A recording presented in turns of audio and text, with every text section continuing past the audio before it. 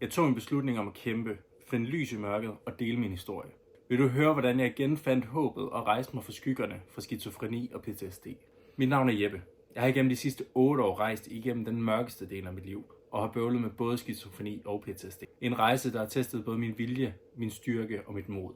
I mine sværeste øjeblikke har jeg følt mig magtesløs, fanget i en labyrint af mine egne tanker. Men jeg indså, at healing kommer i acceptende hjælp fra andre og vil være åben for forandringer i dit liv. Stykke for stykke begyndte jeg at genopbygge mit liv. Fejre de små sejre. Fejre de små succeser. Min rejse har både været udfordrende og oplysende, og den er langt fra forbi. Der er så meget mere at fortælle.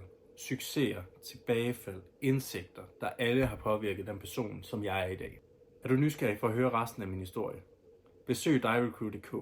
Lad os sammen udforske vejen til genoprettelse og selvopdagelse. Din rejse mod bedring starter allerede i dag. Jeg venter på dig. Sammen kan vi skabe forandring i dit liv med Direcrew. Vi ses.